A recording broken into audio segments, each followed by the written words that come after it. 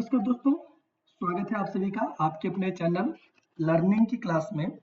दोस्तों, आज हम part number 4 of the general accounting principle को कवर करेंगे और आज की क्लास में हम लोग बेसिक टर्मिनोलॉजी को आगे बढ़ाएंगे। दोस्तों, अभी मैंने एक वीडियो रिकॉर्ड किया बट उसमें आवाज़ इतनी गड़बड़ थी कि मुझे वापस उसे डिलीट करना पड़ा और मैं वापस से इस वीडियो को शूट कर रहा हूँ। तो प्लीज़ चैनल को सब्सक्राइब कर लीजिएगा और बेल आइकॉन दबा दीजिएगा। तो चलिए शुरुआत करते हैं आज के बेसिक टर्मिनोलॉजी के आगे वाले पार्ट को, क्योंकि कुछ चीजों को मैं समझा चुका हूं आपको। आइए देख लेते हैं कि क्या हम पढ़ चुके हैं। तो अभी तक की क्लास में हम लोगों ने बिजनेस एंटिटी की स्टडी कर ली है कि बिजनेस एंटिटी क्या है, उसको हमने देख लिया है। बिजनेस एंटिटी के बाद हम लोगों ने ट्रांजैक्शन को भी समझ ही लिया था कि ट्रांजैक्शन किसे कहते हैं। ट्रांजैक्शन को भी हमने समझ लिया था। ट्रांजैक्शन के बाद हम लोगों ने जो समझा था वो परचेज को, सन्ड्री क्रेडिटर को, सेल्स को, सन्ड्री डेब्टर को और रेवेन्यू और एक्सपेंस। तो एक्सपेंस पर हम लोग अध्ययन कर रहे थे। तो what is the mean of expense, इसे हमें देखना है। तो हम एक्सपेंस को आज देखेंगे। एक्सपेंस किसे कहते हैं? तो एक्सपेंस का मतलब खर्चा, एक ऐसा खर्चा जो कि process of the earning revenue के दौरान, मतलब कि रेवेन्यू अर्निंग के दौरान जो पैसे प्राप्त खर्च किए जाए, खर्च, ठीक है, उसी को हम क्या कहते हैं? उसी को हम एक्सपेंस कहते हैं। तो एक्सपेंसेस का मतलब cost incurred by a business in the process of earning revenue. तो अर्निंग रेवेन्यू के दौरान जो पैसे खर्च किए जाते हैं उन्हीं को हम एक्सपेंस कहते हैं। तो एक्सपेंस को हम जनरली मेजर्ड करते हैं कॉस्ट ऑफ असेट्स कंज्यूम्ड और service used during the accounting period. तो जो असेट्स कंज्यूम किए गए हैं उनके क्या कॉस्ट है और जो सर्विस यूज की गई है उसका क्या कॉस्ट है ड्यूरिंग द अकाउंटिंग पीरियड, एक अकाउंटिंग पीरियड के दौरान। इसी को मेजर करना ही एक्सपेंस कहलाता है। तो कुछ कॉमन आइटम है एक्सपेंस के, जैसे कि डिप्रिसिएशन। डिप्रिसिएशन का मतलब होता है अवमूल्यन। अवमूल्यन का मतलब किसी वस्तु के दाम में होने वाली कमी को डिप्रिसिएशन कहते हैं। रेंट का मतलब होता है किराया, किसी वस्तु का या किसी जगह का किराया। वेजेस का मतलब होता है मजदूरी या भत्ता, मजदूरी। तो अगर कोई मजदूर काम करता है उसे जो मजदूरी दी जाती है उसे वेज कहते हैं। सैलरी, कर्मचारियों को दी जाने वाली पगार। इंटरेस्ट, ब्याज। कॉस्ट ऑफ हीटिंग, अगर आपका ऐसा बिजनेस है जिसमें आपको चीजों को हीट करने की आवश्यकता पड़ती है तो कॉस्ट ऑफ हीटिंग। लाइटिंग का खर्चा, पानी का खर्चा, टेलीफोन का खर्चा, ये सभी एक्सपेंसेस की श्रेणी में आता है। एक्सपेंस को हम दो पार्ट में बांट सकते हैं। One is the direct expense and second is the indirect expense. इसे शॉर्ट में समझ लीजिए क्योंकि यहां से भी सवाल बनता है। तो डायरेक्ट एक्सपेंस और इनडायरेक्ट एक्सपेंस।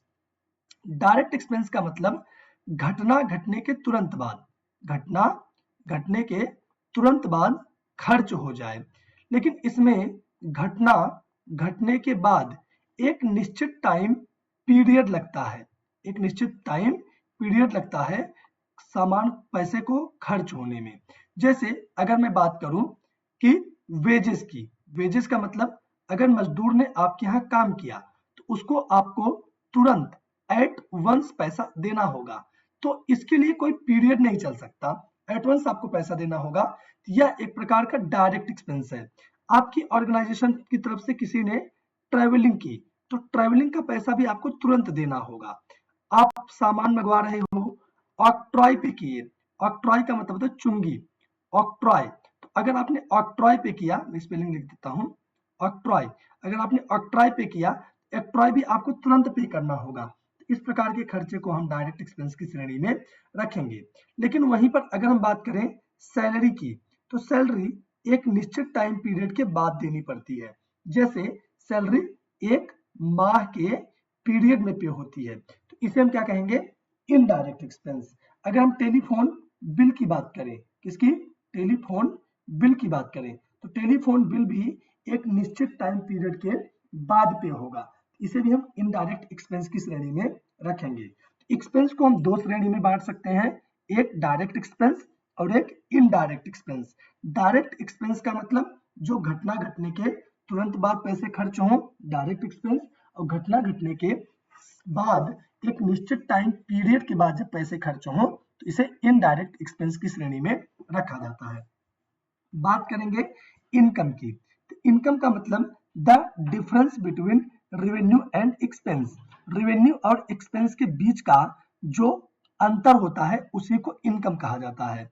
जैसे अगर किसी भी सामान की कॉस्टिंग 25,000 रुपए है और उसे बेचा जा रहा है 35,000 में, तो हम कहेंगे कॉस्ट ऑफ गुड्स सोल्ड।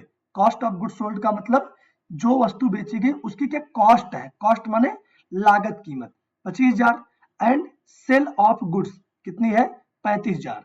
तो sale of goods minus cost of goods sold, ये रहेगा अंतर 10,000 का, और यही 10,000 क्या कहलाएगा, इनकम। बात करेंगे गेन की। तो गेन का मतलब यह एक प्रॉफिट होता है, लेकिन एक इरेगुलर नेचर का प्रॉफिट होता है, मतलब ये हमेशा नहीं होता। जैसे कि अगर कहीं से हमें कैपिटल में कुछ गेन मिल गया, कैपिटल में कुछ प्राप्ति मिल गई, तो इसी को हम क्या कहेंगे, गेन कह सकते हैं। हम बात करें लॉस की, तो लॉस का मतलब होता है खर्चा, खर्चा नहीं बल्कि नुकसान। लॉस का मतलब क्या होता है, नुकसान। तो जैसे जो खर्चा होता है, खर्चे में पैसा आपके पास से जाता है, लेकिन उसके बदले में हम वस्तु या सेवा प्राप्त करते हैं। लेकिन लॉस का मतलब कुछ भी ऐसा जिसके बदले में फर्म को कोई भी बेनिफिट रिसीव ना हो, जैसे कि चोरी हो जाना, जैसे कि आग लग करके सामान को नष्ट हो जाना, भीग करके सामान का नष्ट हो जाना। इसमें सामान या पैसा आपके पास से चला तो जाएगा, लेकिन इसके बदले में संस्थान को किसी प्रकार का कोई बेनिफिट नहीं मिलेगा, इसे कहा जाता है लॉस। प्रॉफिट की बात करते हैं। प्रॉफिट का मतलब होता है एक एक्सेस रेवेन्यू, मतलब कि जो बढ़ा हुआ रेवेन्यू बिजनेस का ओवर द कॉस्ट, कीमत पर बढ़ा हुआ रेवेन्यू प्रॉफिट कहलाता है। प्रॉफिट दो प्रकार के होते हैं, एक होता है ग्रॉस प्रॉफिट और एक होता है नेट प्रॉफिट। तो ग्रॉस प्रॉफिट और नेट प्रॉफिट को समझाने से पहले मैं आपको ग्रॉस और नेट के बीच के फर्क को समझाना चाहूंगा। ग्रॉस का मतलब क्या है, ग्रॉस का मतलब होता है सकल, ग्रॉस का मतलब क्या होता है सकल। और हम बात करते हैं नेट की, तो नेट का मतलब होता है एग्जैक्टली मूल, ठीक है, एग्जैक्टली मूल, मतलब नेट का मतलब अब आप समझ रहे होंगे, मुझे इसकी एग्जैक्टली हिंदी नहीं मिल रही है। तो ग्रॉस का मतलब होता है सकल। अब इसे मैं व्यवहारिक तौर पर आपको समझाता हूं। सपोज करिए आपको आपकी माता जी ने 1,000 रुपए दिए सामान लाने के लिए। आपने 1,000 रुपए में कुछ सामान खरीदे, जैसे कि आपने ग्रोसरी के कुछ सामान खरीदे, आपने सब्जी वेजिटेबल खरीदी, आपने कुछ मेडिसिन खरीदी। तो आप जब खरीद करके आप घर पर आए और आपकी माता जी ने आपसे पूछा बेटा कितना पैसा खर्च हुआ, तो आपने मोटा मोटा बता दिया कि मम्मी 900 रुपया खर्च हुआ। लेकिन उन्होंने कहा बेटा एग्जैक्टली कितना खर्च हुआ, एकदम से बताओ, पूरा एकदम एग्जैक्ट कितना खर्च हुआ। तो आपने उत्तर दिया कि मम्मी 911 रुपए खर्च हुए, या आपका उत्तर आया कि मम्मी 873 रुपए खर्च हुए। मतलब पहले टर्म में आपने मोटा मोटा बताया कि मम्मी लगभग 900 रुपए खर्च हुए, लेकिन जब उन्होंने पूछा बता एग्जैक्टली कितना खर्च हुआ, तो यह 900 से ज्यादा भी हो सकता था और 900 से थोड़ा कम भी हो सकता था। तो ज्यादा या कम ये तब पता चला जब एग्जैक्टली नेट पूछा गया। तो पहले वाले केस में आपने ग्रॉस बताया, और दूसरे वाले केस में जब दबाव दिया गया तब आपने नेट बताया। तो ग्रॉस का मतलब मोटा मोटा और नेट का मतलब एग्जैक्टली पूरी तरीके से कैलकुलेटेड। तो इसी तरीके से हमारा जो क्या प्रॉफिट है, प्रॉफिट दो भागों में बटा हुआ है। प्रॉफिट एक नेट प्रॉफिट है और एक ग्रॉस प्रॉफिट है। तो अगर किसी भी ऑर्गेनाइजेशन के अंदर जो ओपनिंग स्टॉक है, क्या ओपनिंग स्टॉक, जो ओपनिंग स्टॉक है, और जो संस्थान का क्लोजिंग स्टॉक है, क्या ओपनिंग स्टॉक क्लोजिंग स्टॉक, जो संस्थान के अंदर नेट सेल्स हो रहा है, जो संस्थान के अंदर नेट परचेज हो रहा है, और जो संस्थान के अंदर डायरेक्ट कैसा डायरेक्ट एक्सपेंस हो रहा है, ये 5 आइटम है। एक आइटम है ओपनिंग स्टॉक, और एक आइटम है क्लोजिंग स्टॉक, एक आइटम है नेट सेल्स, और एक आइटम है नेट परचेज, और एक आइटम है डायरेक्ट एक्सपेंस। अगर केवल इतनी चीजों को कैलकुलेट करके प्रॉफिट निकाला जा रहा है तो इस प्रकार के प्रॉफिट को हम ग्रॉस प्रॉफिट कहेंगे, ग्रॉस प्रॉफिट। लेकिन अगर इसके साथ साथ हम अदर अदर एक्सपेंसेस को, अदर एक्सपेंसेस को, मतलब कि नेट सॉरी डायरेक्ट एक्सपेंस के साथ हम अदर एक्सपेंस या हम कह सकते हैं इनडायरेक्ट एक्सपेंस को भी अगर कैलकुलेट कर रहे हैं, साथ ही साथ अदर इनकम को, अदर इनकम को अगर आप कैलकुलेट कर रहे हैं, तो इस प्रकार से अगर आप प्रॉफिट निकाल रहे हो, इसको कहते हैं नेट प्रॉफिट। तो अगर ओनली 5 आइटम्स निकाल रहे हो तो ये होता है ग्रॉस प्रॉफिट, और अगर इनके साथ इन सब चीजों को भी कैलकुलेट कर रहे हैं तो इन्हें कहते हैं नेट प्रॉफिट। तो प्रॉफिट का मतलब कुछ भी कमाया गया, कुछ भी कमाया गया प्रॉफिट कहलाएगा। इसके बाद बारी आती है एक्सपेंडिचर की। एक्सपेंडिचर का मतलब होता है खर्च, एक्सपेंस का मतलब भी होता है खर्च और एक्सपेंडिचर का भी मतलब होता है खर्च। दोनों लगभग एक समान है, लेकिन दोनों में काफी अंतर भी है। तो अगर हम स्पेंड कर रहे हैं कुछ पैसे या इनकर्ड कर रहे हैं कोई लाइबिलिटी, इनकर लाइबिलिटी का मतलब या पैसे हम खर्च कर रहे हैं या पैसे खर्च नहीं कर रहे हैं लेकिन फिर भी कोई बेनिफिट ले रहे हैं। अगर आपने तुरंत पैसे खर्च कर दिए बेनिफिट लेने में तो खर्चा तो हो गया, लेकिन अगर आपने तुरंत पैसे खर्च नहीं किए तो वह आपके लिए एक जिम्मेदारी बन जाएगी। तो बेनिफिट लेने के लिए अगर हमने पैसे खर्च किए या फिर उधार पर हमने लिया जिसका हमें लाइबिलिटी बाद में चुकाना पड़ेगा, इन दोनों ही दशाओं में, इन दोनों ही दशाओं में सर्विस और जो प्रॉपर्टी है वो रिसीव करती है अगर कोई बेनिफिट, तो इसी को कहलाता है क्या, एक्सपेंडिचर। एक्सपेंडिचर में पेमेंट ऑफ द रेंट आ सकता है, सैलरी आ सकती है, सामान की खरीदारी आ सकती है, मशीनरी की खरीदारी आ सकती है, ये सब आ सकते हैं। कैपिटल को दो भागों में बांटा जाता है, आइए इसे हम आपको सरल शब्दों में समझा दें। तो कैपिटल को दो भागों में बांटा जाता है, एक को कहा जाता है कैपिटल नहीं भाई, एक्सपेंडिचर को, ठीक है, मैं चाहूंगा एक्सपेंडिचर को दो भागों में बांटा जाता है। एक को हम कहेंगे कैपिटल एक्सपेंडिचर, एक को क्या कहा जाएगा, कैपिटल एक्सपेंडिचर। कैपिटल एक्सपेंडिचर का मतलब एक ऐसा एक्सपेंडिचर जिससे ऑर्गेनाइजेशन का कैपिटल जनरेट हो, जिससे क्या जनरेट हो, कैपिटल, जिससे कैपिटल जनरेट हो। कैपिटल जनरेट होने का मतलब कि अगर ऑर्गेनाइजेशन बिल्डिंग बना रही है, क्या बना रही है, बिल्डिंग बना रही है, अगर ऑर्गेनाइजेशन लैंड परचेज कर रही है, अगर ऑर्गेनाइजेशन मशीनरी खरीद रही है बड़ी बड़ी, क्या, मशीनरी, तो इससे ऑर्गेनाइजेशन का क्या बन रहा है, कैपिटल जनरेट हो रहा है।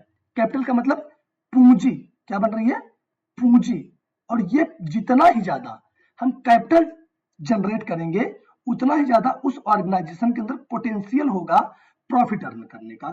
एक दूसरा एक्सपेंडिचर होता है रेवेन्यू एक्सपेंडिचर। कौन सा, रेवेन्यू एक्सपेंडिचर। रेवेन्यू एक्सपेंडिचर का मतलब होता है राजस्व व्यय, राजस्व व्यय। तो राजस्व व्यय का मतलब अगर ऑर्गेनाइजेशन कुछ राजस्व जनरेट कर रही है, जैसे कि गुड्स खरीद रही है, क्या खरीद रही है, गुड्स खरीद रही है, कच्चा माल मतलब कि रॉ मटेरियल परचेज कर रही है, ठीक है ना, कर्मचारियों को सैलरी पे कर रही है, ठीक है ना, किसी चीज का रेंट दे रही है, इस प्रकार से जो खर्चे की जा रहे हैं इससे राजस्व बनता है, इससे कमाई होती तत्काल, इसको कहा जाता है रेवेन्यू एक्सपेंडिचर। ध्यान रहे कैपिटल एक्सपेंडिचर से सदैव कैपिटल जनरेट होता है, पूंजी बनती है, और रेवेन्यू एक्सपेंडिचर से सदैव रेवेन्यू जनरेट होता है, मतलब कि राजस्व बनता है।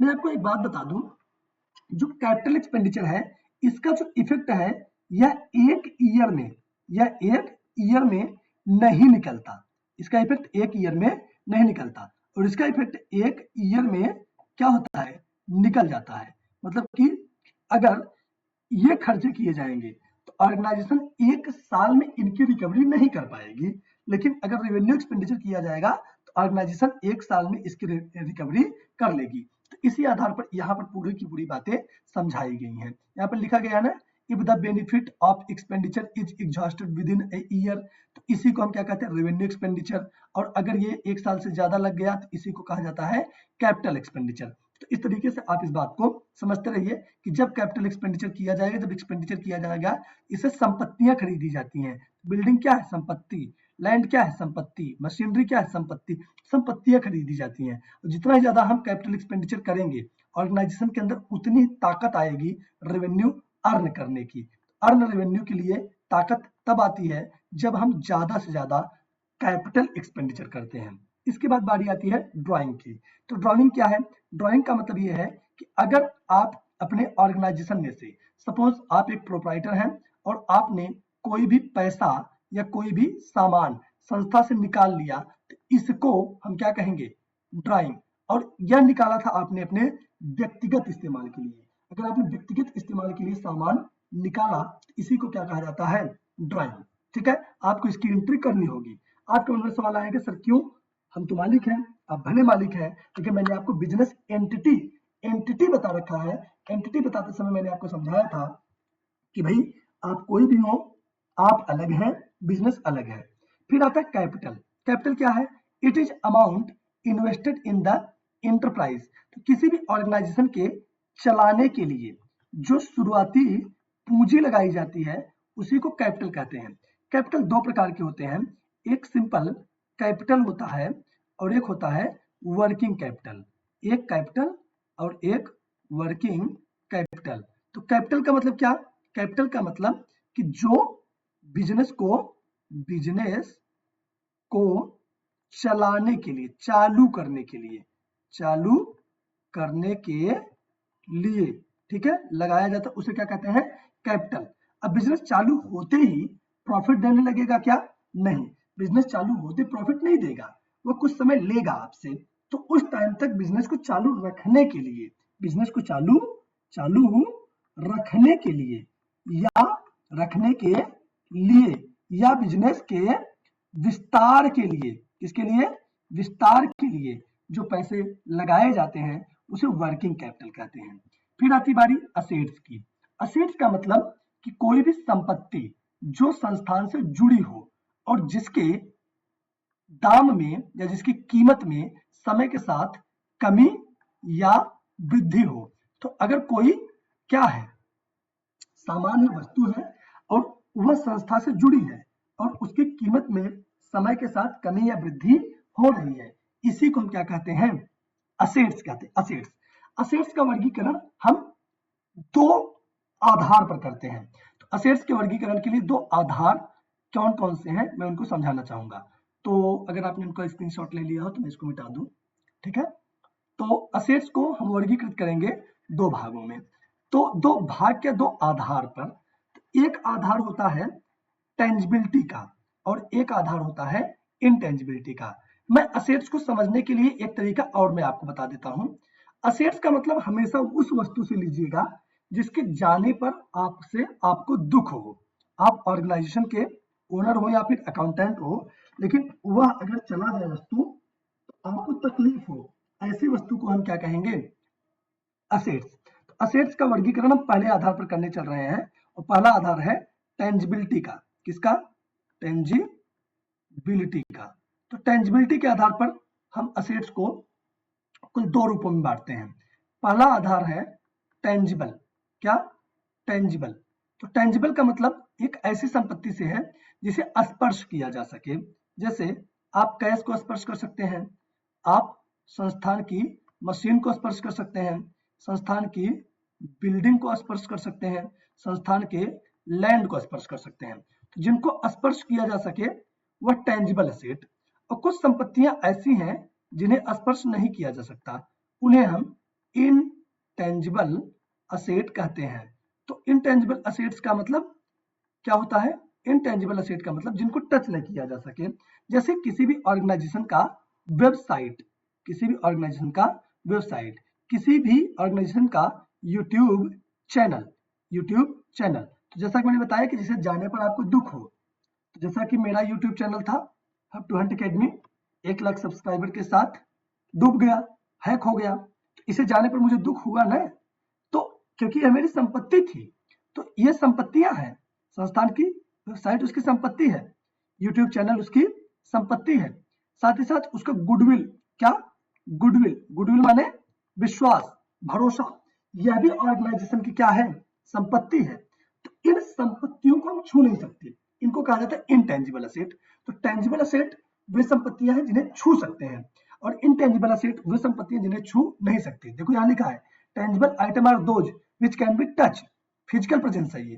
फर्नीचर हो गया, मशीनरी हो गई, और इनटेंजिबल वे हैं जिनको आप टच नहीं कर सकते, जैसे पेटेंट राइट। पेटेंट राइट का मतलब इस वस्तु का प्रयोग केवल मैं ही करूंगा, यह मेरा पेटेंट है, यह भी एक टेंजिबल इंटेंजिबल असेट है। कॉपीराइट, गुडविल, ये सभी इनटेंजिबल असेट है। इनके अलावा हम असेट को और दो रूपों में बांट सकते हैं, उस आधार को हम कहते हैं लिक्विडिटी। क्या कहते हैं? लिक्विडिटी। लिक्विडिटी का मतलब होता है तरलता, तरलता। तरलता का मतलब कि किसी वस्तु से आप कितनी सरलता के साथ गुड्स या सर्विस खरीद सकते हैं। तो जैसे कैश, कैश से आपको गुड्स या सर्विस आसानी से मिल सकती है। चेक, चेक से आपको गुड्स या सर्विस आसानी से मिल सकती है, हाँ मिल सकती है। इसे हम करंट असेट कहेंगे। क्या कहेंगे? करंट असेट्स कहेंगे। अब आपके पास कुछ मशीनरीज हैं, आपके पास कुछ मशीनरीज हैं, आपकी अपनी जमीन है, लैंड है, आपकी अपनी बिल्डिंग है। क्या आप तत्काल प्रभाव से इन चीजों को बेच करके कोई भी सामान खरीद सकते हैं? नहीं, क्योंकि यह आपकी फिक्स्ड असेट है। मतलब कि जिनको आप तुरंत वस्तु या सेवा में बदल सके उनको हम करंट असेट कहेंगे, और जिनको आप तुरंत वस्तु या सेवा में न बदल सके उन्हें हम फिक्स्ड असेट के नाम से जानेंगे। ठीक है, इसके बाद यहाँ पर देखो, ये फिक्स्ड असेट ही आपका नॉन करंट असेट कहलाता है। तो यहाँ पर देख लो आप कि current asset and non current asset. तो यहाँ पर कहा गया है कि asset are broadly classified into the एक current asset and one is the non current asset या फिर फिक्स्ड असेट। तो current asset are those assets which held for short period, ये शॉर्ट पीरियड के लिए होते हैं, जनरली 1 ईयर के लिए। ठीक है, और जो नॉन करंट होते हैं अर्थात जो फिक्स्ड होते हैं ये लॉन्ग टर्म के होते हैं, तो इनका आप 1 साल से ऊपर तक यूज करते हैं। तो जैसे कैश हो गया, कैश इक्विवेलेंट हो गए, ये साल भर तक ही आप उसी के बीच में इनको खर्च कर लेंगे, लेकिन लैंड बिल्डिंग ये सब बहुत लंबे टाइम तक रहते हैं। ठीक है, लाइबिलिटी की हम बात करें, लाइबिलिटी का मतलब होता है जिम्मेदारी। जिम्मेदारी का मतलब जैसे आप एक कंपनी चलाते हैं और कंपनी में आपने किसी से सेवा या वस्तु परचेज की और आपने उसको तुरंत पैसे नहीं दिए, तो कुछ समय के बाद आपको पैसे चुकाने पड़ेंगे ना। तो जो आपको चुकाना पड़े, this is the obligation, financial obligation of an enterprise, जो कि चुकाना पड़े, उसी को हम क्या कहते हैं? लाइबिलिटी। लाइबिलिटी भी दो प्रकार की होती है, एक शॉर्ट टर्म और एक लॉन्ग टर्म। शॉर्ट टर्म का मतलब जो कि कम समय के लिए, अर्थात जब भी शॉर्ट टर्म की बात आए तो आप समझ लो कि एक साल से कम टाइम पीरियड में इसको चुका दिया जाना है, और लॉन्ग टर्म 1 साल से अधिक टाइम पीरियड में से चुकाया जा सकता है। ये लाइबिलिटी हो गई। एक यहाँ पर छूट रहा है बैड डेप्ट, मैं आपको बता दूं बैड डेप्ट। बैड डेप्ट का मतलब एक अनरिकवरेबल अमाउंट। अनरिकवरेबल अमाउंट का मतलब कि ऐसा अमाउंट जिसे आप रिकवर न कर पाए। आपने किसी को सामान या वस्तु उधार पर दे दी, तो बाद में पैसा नहीं दे रहा है व्यक्ति और आप चुका भी नहीं पा रहे हैं, इसी को हम अनरिकवरेबल अमाउंट कहेंगे और इसी को हम बैड डेप्ट कहेंगे। अब हम अकाउंटेंट के रोल को देखेंगे सोसाइटी के अंदर, तो बहुत ज्यादा इंपॉर्टेंट नहीं है आपकी एग्जामिनेशन के दृष्टिकोण से, फिर भी मैं बता देता हूं कि प्रॉपर बुक्स ऑफ अकाउंट को मेंटेन करना इसकी जिम्मेदारी है, और प्रॉपर इंफॉर्मेशन प्रोवाइड करना इसकी जिम्मेदारी है, ऑडिटर की हेल्प करना इसकी जिम्मेदारी है, इंटरनल ऑडिटर को असिस्ट करना इसकी जिम्मेदारी है, टैक्स कंसल्टेंट के हैंडल करना इसकी रिस्पॉन्सिबिलिटी है, और मैनेजमेंट को कंसल्ट करना इसकी रिस्पॉन्सिबिलिटी है एक अकाउंटेंट की। एक अकाउंटेंट का मतलब ये सारे कार्य करने की रिस्पॉन्सिबिलिटी। दोस्तों ये वीडियो मैंने दोबारा बनाया, एक बार आवाज इतनी खराब आ रही थी, एक्चुअली मैंने माइक ट्राई कर लिया था, तो माइक आई थिंक ढीला था, इसलिए वो पूरी तरीके से हमिंग कर रहा था। मैंने दोबारा इस वीडियो को शूट किया, क्योंकि कल भी शाम को वीडियो नहीं आ पाया, आज सुबह वीडियो नहीं आ पाया, तो जरूरी था कि आज वीडियो आ जाता, तो इसलिए मैंने इसको दोबारा शूट किया। तो प्लीज चैनल को सब्सक्राइब कर लीजिए, बेल आइकन दबाइए, और ये चैप्टर समाप्त हो गया, अगले दिन से हम इसके नए चैप्टर की शुरुआत करेंगे। तो that's all for today. Please आप अपना काम कीजिए, चैनल को सब्सक्राइब एंड लोगों के बीच में शेयर जरूर कीजिए। आप सभी का बहुत बहुत धन्यवाद।